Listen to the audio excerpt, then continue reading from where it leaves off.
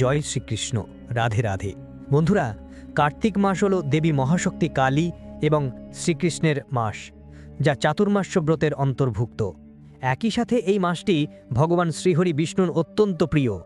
স্বয়ং মা মর্তবাসীকে কৃপা করতে কৈলাস থেকে ধরাতে আসেন, তাই এটি একটি আধ্যাত্মিক মাস। এটি ভক্তদের মনোবাসনা পূরণের এক বিশেষ মাস। এই পবিত্র কার্তিক মাসে হঠাৎ করে যদি ৮ ধরনের প্রাণী আপনার বাড়িতে আসে, তাহলে অবশ্যই সতর্ক এবং সাবধান থাকবেন।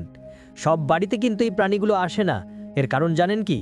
এই প্রাণীগুলোর আগমন সবার বাড়িতে হয় না। এদের আগমন আপনার জীবনে এক বিরাট পরিবর্তনের সংকেত দেয়।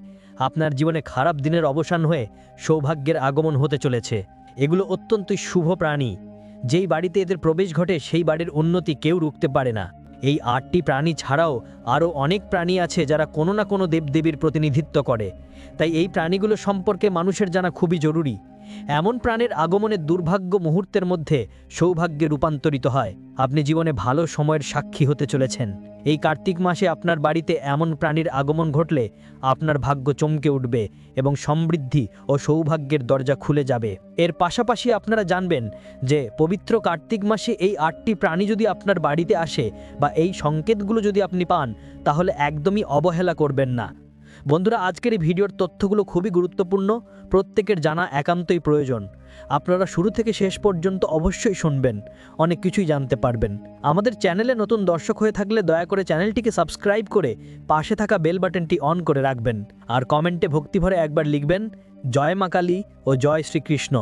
তাহলে চলুন আজকের মূল ভিডিওটি শুরু করি।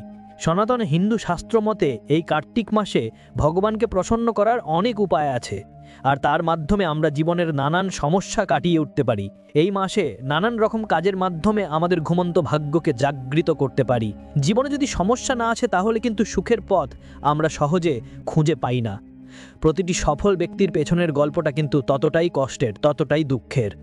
আপনারা ভাগ্য পরিবর্তন করতে অবশ্যই সর্বদা সতর্ক থাকবেন। এই পবিত্র কার্তিক মাস চলাকালীন এই সমস্ত প্রাণীগুলো যদি আপনাদের বাড়িতে আসে, তাহলে তাদের ভুল করেও তাড়িয়ে দেবেন না। এতে মা লক্ষ্মী দেবী এবং দুর্গা দেবী আপনার প্রতি চরম আকারে রুষ্ট হয়ে যাবেন। আর যদি তারা কোনো ব্যক্তির প্রতি একবার প্রসন্ন হন, তাহলে তাদের জীবনে আর কোনো দুঃখ কষ্ট থাকে না। তাই অবশ্যই আপনারা সাবধানে থাকবেন।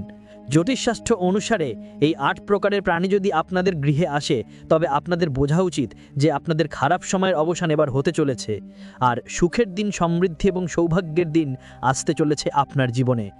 তাই সেই বাড়িতেই মহাদেব এবং মা লক্ষ্মী আসেন। এই ৮টি প্রাণী অত্যন্ত শুভ এবং মঙ্গলময়। এই প্রাণীরা সেই বাড়িতেই যায় যেই বাড়িতে তাদের প্রয়োজন, আর যেই বাড়িতে যায় সেই বাড়ির উন্নতি কেউ আটকাতে পারে না।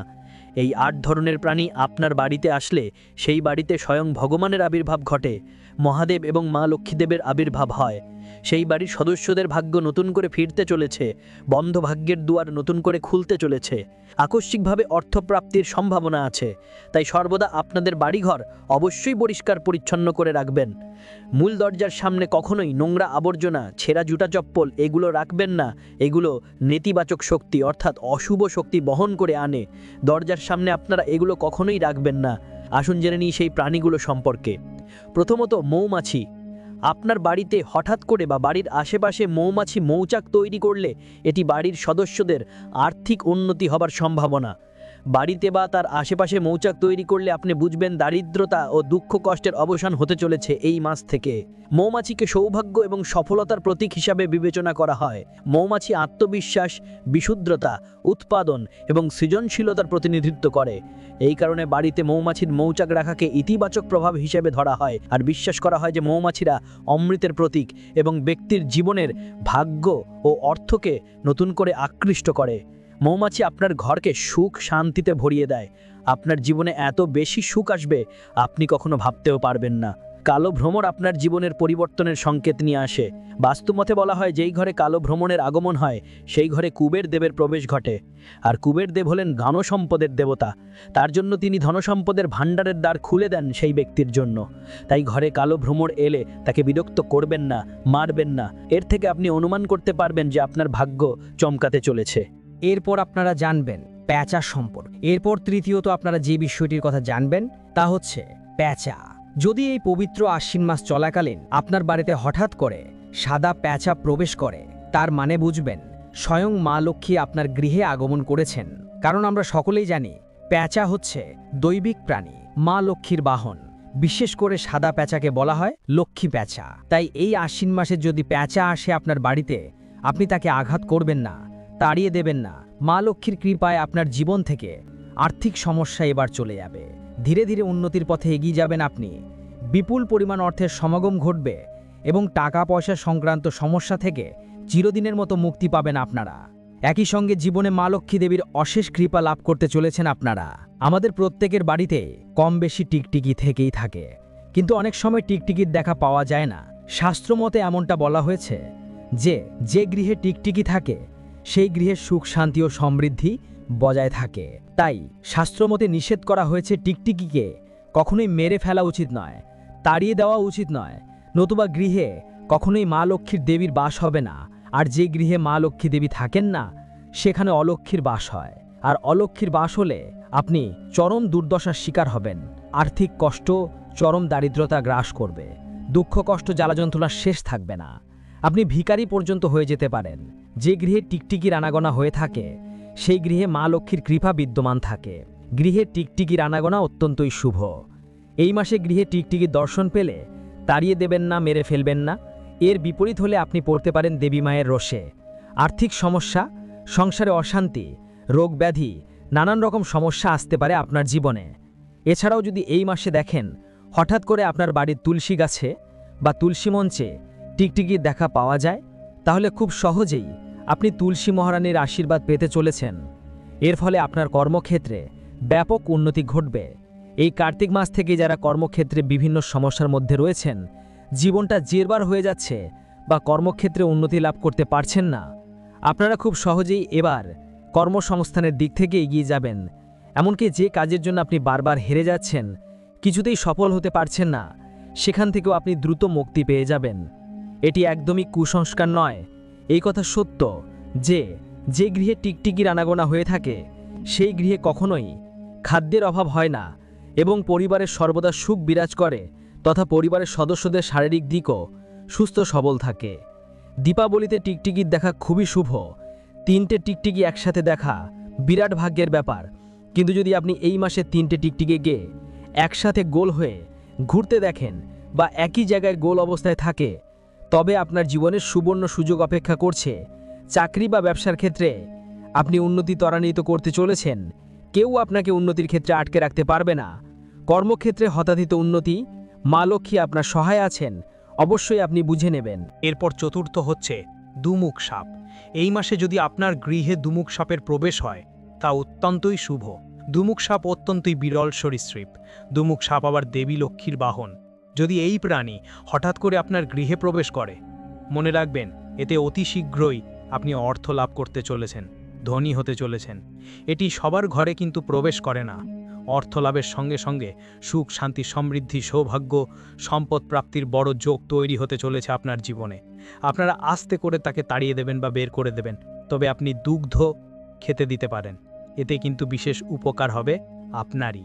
দেখবেন আপনাকে তাড়ানো লাগবে না, নিজে থেকেই বেরিয়ে যাবে। দুমুখ সাপ সহজে কিন্তু কারোর গৃহে প্রবেশ করে না।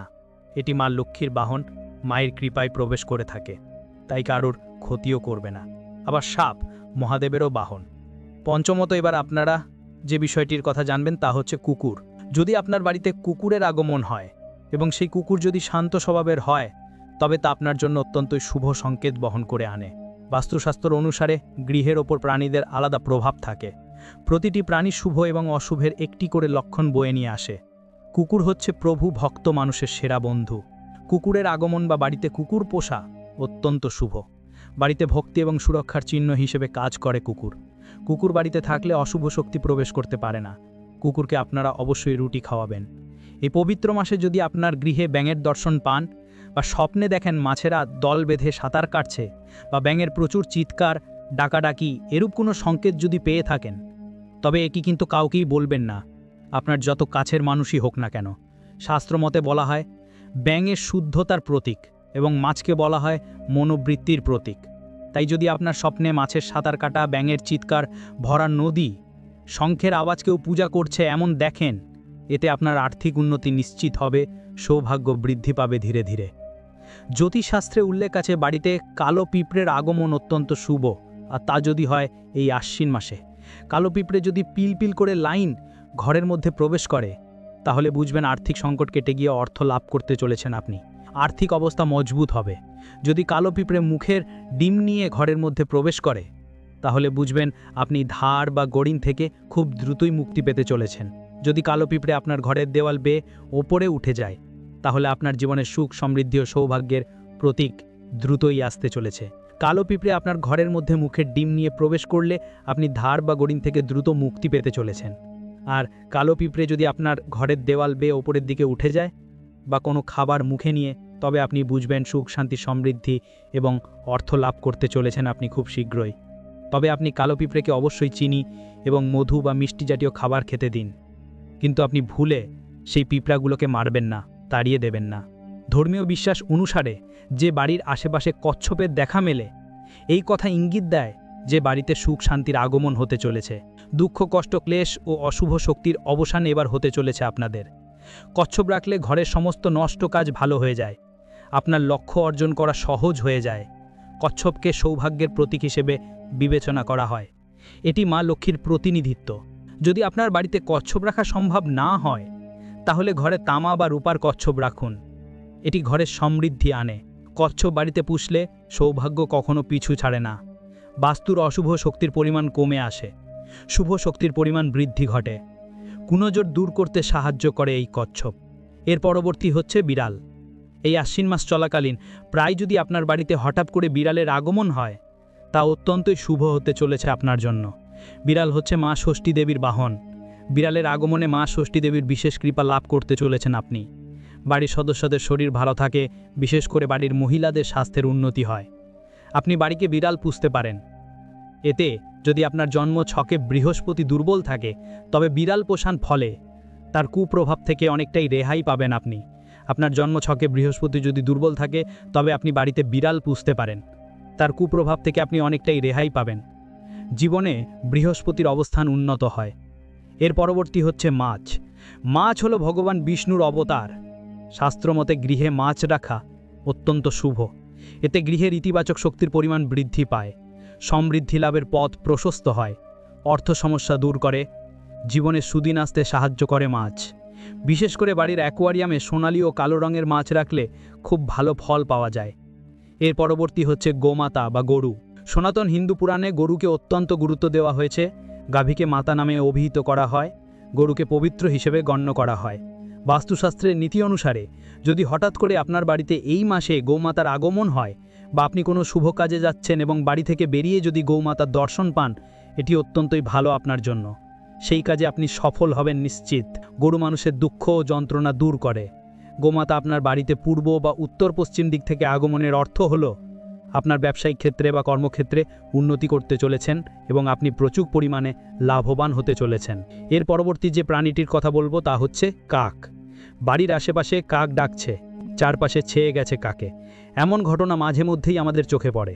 তারপরে হয়তো জীবনে কোনো পরিবর্তন আসে আমাদের, যদিও আমাদের অবুঝ মন সেই সবের মধ্যে কোনো যোগাযোগ আছে কি না তা বুঝতেই পারে না। হঠাৎ করেই বা এই আশ্বিন মাসে যদি আপনার বাড়িতে, বাড়ির আশেপাশে কাক ডাকে, এটি কি শুভ না অশুভ? বাস্তুশাস্ত্রে কি বলছে? সনাতন ধর্মে বাস্তুশাস্ত্রের গুরুত্ব কিন্তু অনেক বেশি। বাস্তুশাস্ত্র অনুসারে বাড়ির কোনো একদিকে যদি অনেক কাক একসঙ্গে বসে থাকে, তার অর্থ সামনে বিপদ ঘনিয়ে আসছে। কোনো বড় বিপর্যয়ের মুখোমুখি হতে চলেছেন আপনি এবং আপনার পরিবার। বাড়ির ছাদে বা টিনের ওপর এসে যদি এই মাসে বা অন্য সময়েও একটানা কাক ডাকতে থাকে, সেই পরিবারের নিশ্চিত খারাপ সময়ের ইঙ্গিত দিচ্ছে। আবার কাক দুঃসংবাদ বহন করেও নিয়ে আসে। কাক উড়ে যাবার সময় যদি কারুর ওপর এসে পড়ে, সেটাও কিন্তু অশুভ। ওই ব্যক্তির স্বাস্থ্য সংক্রান্ত সমস্যা হতে পারে, ব্যাপক আর্থিক ক্ষতির সম্ভাবনা রয়েছে। তবে মনে রাখবেন, উড়ন্ত অবস্থায় কাক যদি মানুষের শরীরের কোনো অংশ স্পর্শ করে, সেটিকে আবার শুভ লক্ষণ বলা হয়েছে। তাহলে সামনে তার বিরাট অর্থপ্রাপ্তির যোগ রয়েছে। আর কাক উড়ে এসে যদি মাথায় আঘাত করে, সেটা কিন্তু মোটেও ভালো লক্ষণ নয়। এতে শরীর খারাপ হতে পারে আপনার। এছাড়া কাককে ঠোঁটে খাবার নিয়ে উঠতে দেখলেও তা শুভ লক্ষণ। এতে আপনি শীঘ্রই আর্থিক দিক থেকে বিরাট আকারে লাভবান হতে চলেছেন।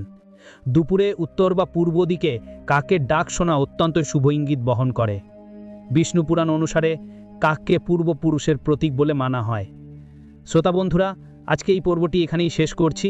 যদি আপনাদের এই 8 প্রকারের প্রাণী সম্বন্ধে কোনো প্রশ্ন বা অন্য কোনো প্রশ্ন থাকলে অবশ্যই তা কমেন্টে জানাবেন। ভিডিওটি ভালো লাগলে লাইক করবেন। সকলে ভালো থাকুন, সুস্থ থাকুন। জয় শ্রীকৃষ্ণ। রাধে রাধে।